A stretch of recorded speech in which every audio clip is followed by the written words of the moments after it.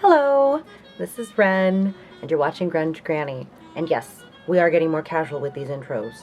I debated not even doing an intro, but I like keeping an intro because I kinda want to make sure that I keep my voice and my identity present. Otherwise, then I'll feel like this is just like any other job. Whenever you work in an office building and you know that you're completely dispensable and you know that anybody else could be doing that job and the only reason you're there is because of how you put together specific content, but they don't care about you. They only care about how you put together that content. I know my absolute favorite thing about watching other people's channels is that I feel like I genuinely care about them, and I feel like people become my friends that way. Maybe that's kind of weird and creepy. I do. And I guess that maybe that's the plight of being a kind of hermetic crafter, or a hermetic artist. I'm not really sure if I should say crafter or if I should say artist. I usually just say maker. Just being all about my projects and the things that I'm into, and usually connecting with people that are also involved in those things, and then getting to actually develop friendships, and that part's always pretty cool. I wanted to go ahead and make this intro because I am doing a follow-up video, not today, just in general, where I'm going to talk about my first bullet journal, and I'm going to do a little flip through of it, and it's from March to July. No, obviously we're not done with July, but I'm going to talk about some spreads and what I found worked for me and how I figured out some things worked for me and some things didn't.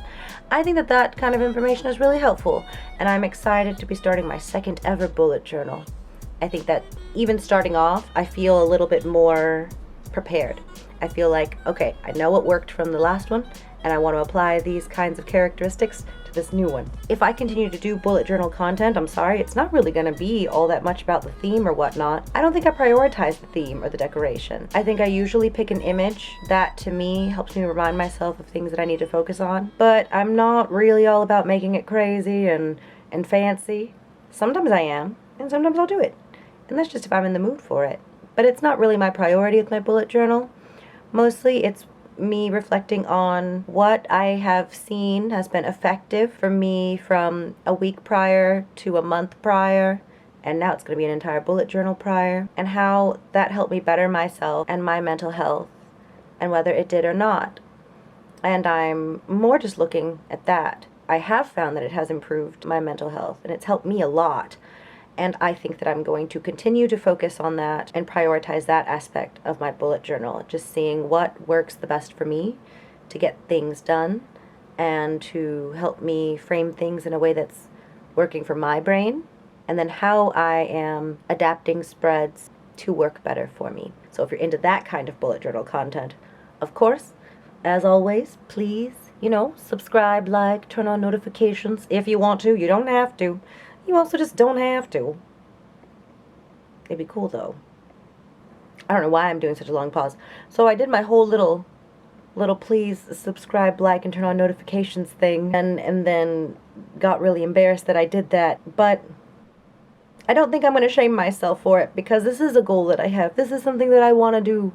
I really love making this kind of content. I also really love learning about video editing and working on how I can improve that. If I want to grow, then that's something I need to do. But I feel embarrassed saying it, and I'm going to probably overanalyze that later. We'll see. Anyway, let's get into this Vivid Scribbles unboxing and review, and then a little flip through of the spreads that I have set up for my brand new mid-year 2021 bullet journal. All right, thank you. It's one that I bought a while ago because once I got really into bullet journaling, then I was like, you know what? I feel a lot better. My mental health feels good. And then I do this thing where I get into kind of a mini panic mode of, oh no, what happens if I finish my bullet journal and I don't have another one afterward? I had gone and bought another bullet journal because I have like it's a lack mentality issue, and I know this. When I have funds, going ahead and getting a thing that I know that when I run out of it, I'm gonna really wish I had another of. All right, let's try this. This is Vivid Scribbles.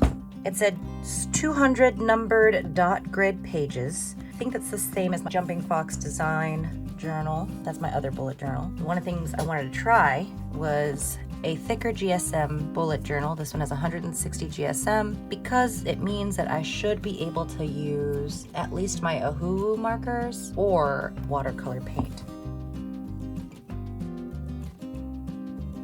This box is so pretty. That is such a pretty box. Also, this color palette's really nice. Ooh, liking this paper. What? Ooh, there's a whole bunch of extra stuff. A little thank you card. That's so cute. I do, again, I love this color palette. Ooh, first off, again, I love these colors. They're just really nice. I love a good kind of mustardy ochre color. I love this olive green. I'm loving this kind of like brown toad and pink. And the little pictures that I liked so much, they're stickers. What? Oh, hang on. Okay, so I want to look at the details of these stickers. I really looked at these little flowers, have these little details on them. They're so cute. So I have to admit, the thing that I like so much about looking at other people's stickers and how they do stuff is because I see things that I might be getting to in my head about. Like, I love these dragonflies so much, and partially what I love so much about them is that their wings are so simple. Because I love drawing dragonflies, but I know that if I'm gonna draw a dragonfly, that I am going to get way too into all of the intricate, tiny details that are gonna be in that dragonfly.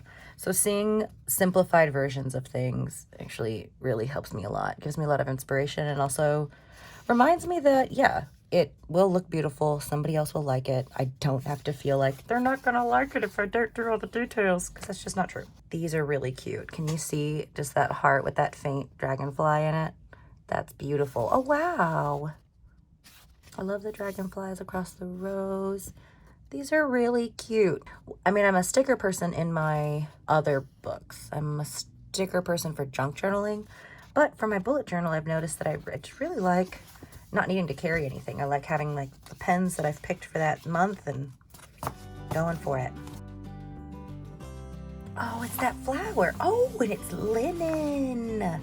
Okay, cool. Oh, come here, big boy. Oh my gosh. Here, hang on. Listen to this. Listen. That's heavy. Oh my goodness. I love this little piece of paper. I don't know if you can see it, but I am totally going to utilize this. It has, there we go. Can you see it? Beautiful texture to it.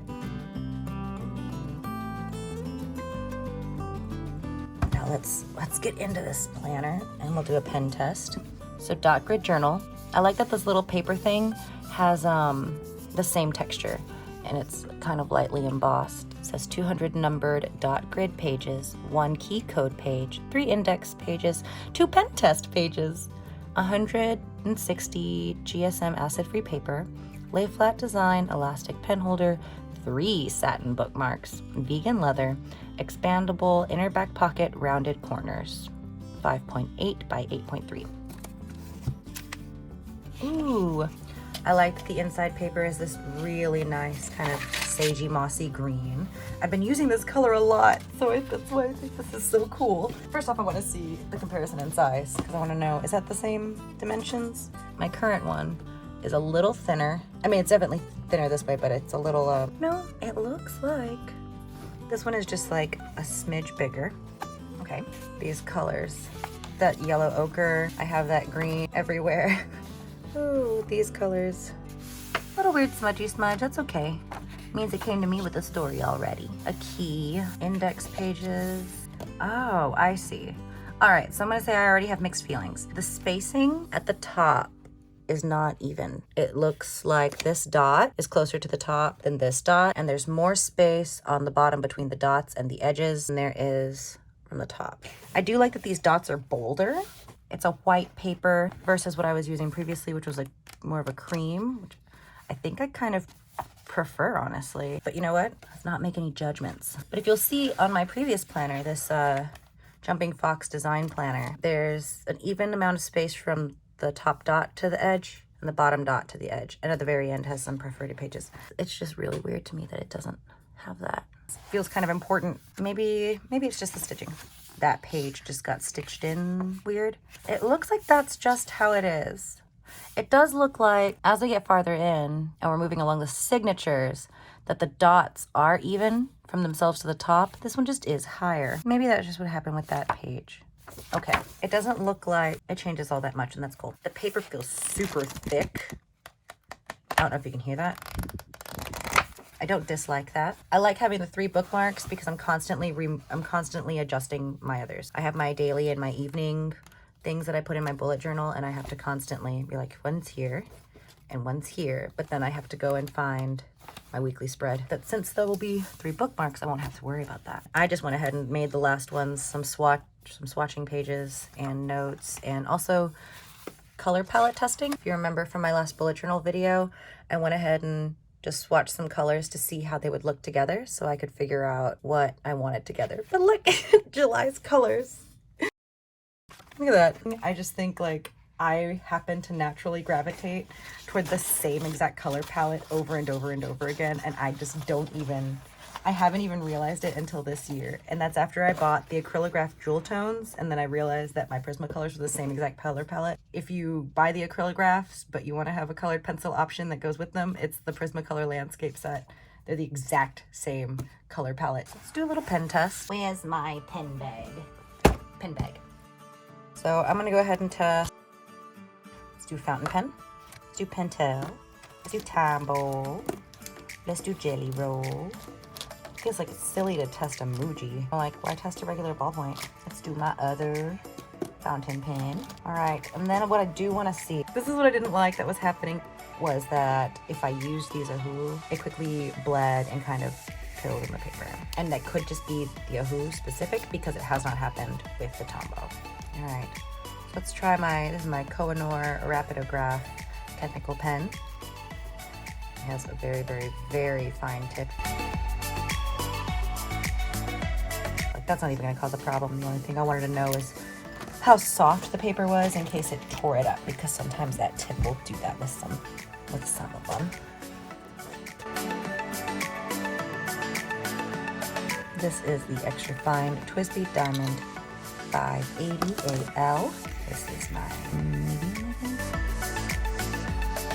no bleeding, no smearing. Kind of seems like it just absorbs the ink really fast, really nicely so far, so that's kind of cool. The only issues I did have with this planner was that sometimes my ink in my fountain pens would bleed, especially if there was a layer of something else. So let's see. This is a Pentel sign pen.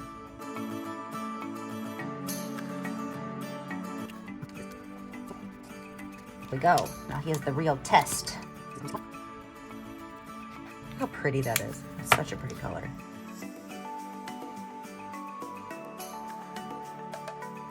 So let's see. Wow. All right. Cool. Oh, I didn't even show you the pocket. Let's see the pocket.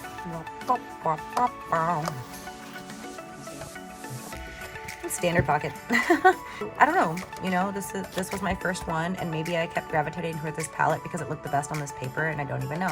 And I guess after I work on it to fill out some spreads, then we'll really know how I feel.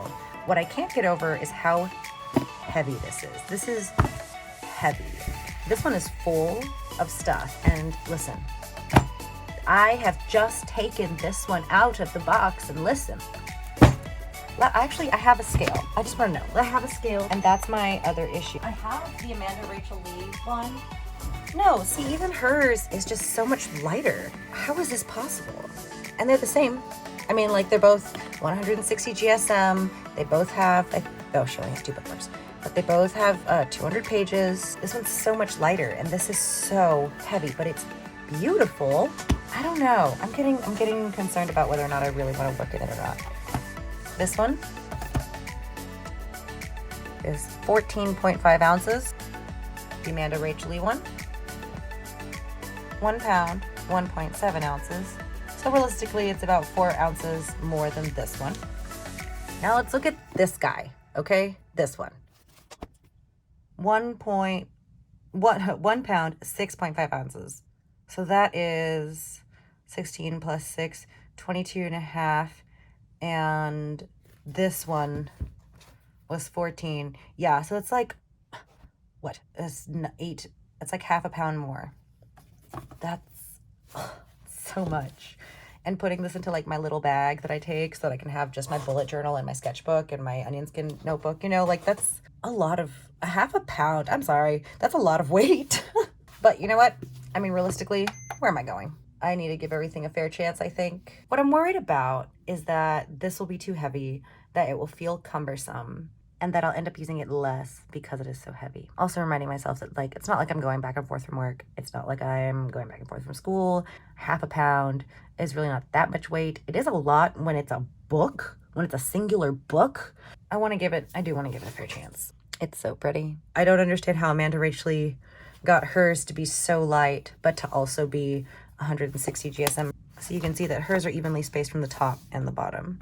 And she also has a pocket, and what I like about her pocket is that the sides of this paper envelope are reinforced with whatever this stuff is. This wasn't supposed to be about the AmandaRachLee planner, but I think that if I was going to do another 160 GSM book with 200 pages, that I would probably go for hers again, because this is so heavy. What I will also say is that I think I would have immediately jumped to buy another one of hers if there had been linen and these kind of like muted jewel tone colors. All right, so I'll come back whenever I am done filling out my spreads. Hello. I know that for you, it hasn't seemed like time has gone by, but for me, it's been several days. And it took me a little bit to decide exactly what I was gonna do, because I really kind of just wanted to stick with the same color palette. And also I had this list somewhere of all the spreads that I wanted to put in my brand new starting off journal, but I could not find it. So I went back to AmandaRachLee's new bullet journal setup video and then found the spreads that she had done that I just felt like would probably fit for me, and then change them up some. So it's not going to be mind-blowing or anything like that, but there are some things that I thought were handy for me, and also just wanted to show, because the very first page totally messed up, and I just wanted to show a not perfect bullet journal, because it doesn't have to be, and that's okay. So I was trying to do the grid spacing guide, right? Totally messed this up. And I think it's okay, but I didn't realize that my previous bullet journal, that Jumping Fox design one, had 26 squares across, and this one has 27 squares across. So what I was using as a guide, I was trying to adjust, and I ended up kind of just making it worse. Messed up a little bit there, but that's okay. I don't have a quote yet, because if you've been following my other bullet journal pages or videos, then you know that I want it to be humorous, because when it's too serious or real, then I find myself taking myself too serious, and I like to have something that is lighthearted, that expresses the same sentiment. And so I'm still looking for something that will fit perfectly for the rest of the year. I haven't found it yet. So then I did my own future log, and this is what I mean. I totally messed this up. It's okay. I don't really care. I kind of care, only because it's the very first one. I don't know yet if I want to do little calendars. I might, just so I can see what days of the week. I also did my rows wrong, so then I end up with these extra lines right here. I should have just made all of these one line wider, but I didn't. And I think that that's going to be a part of having a brand new bullet journal that is 1 square more on each page, and it's 1 square more on the way down. I just have to get used to it, and I will. And you can see that, like, after the next one, I did 2021 highlights, and I like to do little notes. Now, AmandaRachLee does this with spots for pictures, but I don't have a portable or small picture thingy printer.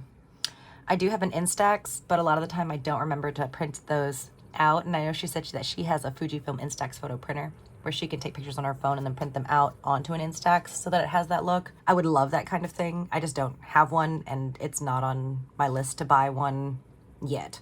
What I did is just like this, because I like to go back, and I do every month do an end of the month reflection, but I wanted to do it this way because I would like an overview where I can say, oh yeah, that was really cool. That was really cool in that month. That was really cool then. Because I notice when it's just at the end of the month, I mean, right now, even, the fact that it's, you know, the middle of July, and I can have half a year already to reflect on in my previous bullet journal, but I don't have all of that in one spot. I would have to go to each month to see what I think are the highlights. And I would like one spot to be like, yeah, that is all the stuff that happened in 2021. And that is really cool, because I'm already wishing I had that in the previous one.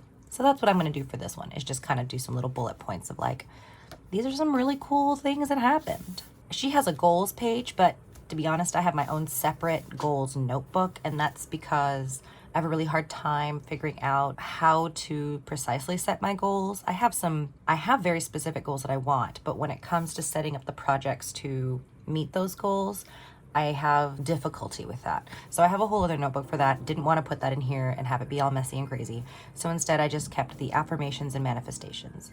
And then the things that I am working to manifest when I know what it is precisely. When I have like a very specific and precise thing that I'm working toward manifesting, I'll put that there. I have my little keep learning page because again, I do this in all of my months. On the top of my weekly spreads, that's what I save it for, is whenever I'm listening to a podcast or a YouTube video and there's a little note that I want to jot down, and that's what I end up using my weekly spreads for. And I want a spot to have it all together, where if I hear a good quote, a fun fact, or if I have just a personal epiphany from hearing any of those things, then I can have it all here, can be however I want it to be. I can go back and be like, yeah, those are the things that I realized in 2021. Those are the things that I heard. Those are the things that I learned. And I think that those things are really great. When I saw AmandaRachLee's things to check out spread, I kind of freaked out. I was like, I totally need this. I have this. I have a things to check out in my notes in my phone. And I end up just messily jotting down the thing and then doing a dash and then saying like, bananas, dash, podcast. Having it here I like, because I think if it's in a spot that I am regularly going back to, that I will mark them off when I do. I have my things to check out, but I organize mine as shows, movies, animes, podcasts, books, and YouTube channels, because already, whenever I've gone to certain people's YouTube channels and made a comment, it's been really sweet. The recommendations from other people that chime in and are like, if you like this, go check out this person. And I have to remember to jot those names down so I can actually go and check them out. Or sometimes when I watch a YouTube video, for example, Corey Damon's whole series that I can't stop talking about, and a lot of them, she mentions a ton of YouTubers and a ton of other people who create and make journaling content. And I wrote little notes, but I also just want to, once again, just make a little list so that I know what to check out. And then sometimes people mention books, and the only one I have written down is The Power of Habits. When those things are completed, I have my own little completed flap for books, movies, shows. I figure podcasts would just be checked off, and I'm not necessarily looking to completely binge a podcast. Then I want to put those in there. Even if it's something that I rewatch, like if I watch Hocus Pocus with my daughter, I'm going to put it in here so I can be like, oh yeah, that's, Lizzie and I watched Hocus Pocus. And then the next one was just an ideas and a brain dump. And these are different. Because I figured I might need a brain dump to sometimes put the ideas. I might have a little spot where I'm like, oh, I need to do a mid-year bullet journal video. And then, okay, well, what are all the spreads I'm going to use? What are the colors that I want? I could maybe brain dump that here and then go ahead and put, okay, mid-year bullet journal video here. Then after that, we're going to start August, and I have not finished that yet, but this is where I'm at so far. I think after doing 1 year so far, that is definitely how I want to do it, especially since I did this whole 2021 highlights thing the way AmandaRachLee did in my last one, but since I didn't remember to take my Instax anywhere, and the things that I wanted to remember for those months weren't necessarily things I had pictures from, then I didn't want to pressure myself to have to do that. So I'd rather just keep it like this so that I can have it to look at a glance without needing anything other than maybe a little note. And then of course my messy future log. I think what I might do is just keep all of my dates here. And then what I might do here is put my daughter's school dates. And honestly, I think that's probably one of my other biggest struggles with bullet journaling, is that I don't necessarily always want to come up with a new theme. I think that I'm gonna have a new theme, but it's going to just be the same color palette because I just can't get over it. Not just that, but these are the only kind of 3 like faded highlighter-y colors that I have, and I don't want to buy any more. I love these colors so much. I don't want any more. The only thing I could think of is maybe another of these browns in a slightly darker shade. I have to give you my review on this so far. All right, so I did not use watercolor. I just used markers and pens. What I will say is that there was a part somewhere where I kept layering on this pen and it did feel, right here. I got worried because I kept layering it on and I was like, oh no, this is gonna kind of start to pull up. You can kind of feel a difference in texture, but realistically, it looks totally fine. Like, I think I could have kept layering it and darkening it and that it would have been okay. I am also noticing that it being a white paper versus that cream paper that I was so fond of helps these translucent shades pop a little more, which I also liked. Like, I got worried when I made this ideas and I thought it was gonna shadow too much on this side, but no, not at all. Like, that's totally fine, which was cool. So I'm excited about that because it makes me feel like I have more freedom. Like, I don't have to worry so much about being scared of where things go because it's not gonna bleed through. I do think that I might cover this up and actually correctly write a font, but I also really like there's mistakes on the very first things that I did in here because I feel like it will remind me that it's okay to make mistakes as long as I just keep going. I think that that's just a good overall rule of thumb for anything. Just keep going. You're gonna make mistakes. When I was taking piano lessons a long time ago, I used to stop every time I would play a song because I would freak out and I would just stop. And I remember one day my piano teacher just slammed his hand across the wood of the piano and I jumped and I just started crying and he was like, stop stopping, just keep going. And it wasn't until years later being in a band that I realized, yeah, that's the goal. Just keep going. Because if you're on stage and you're playing a song and you mess up, it doesn't matter if you mess up.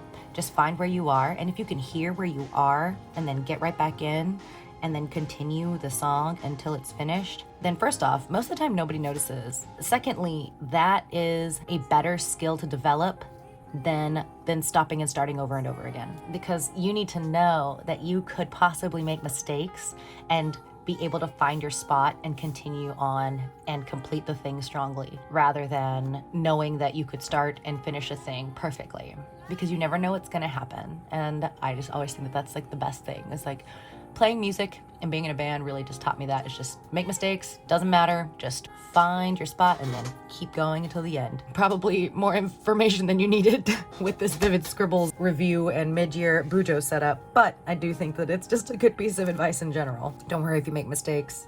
It doesn't matter, just keep going. If you've made it this far, then I appreciate you.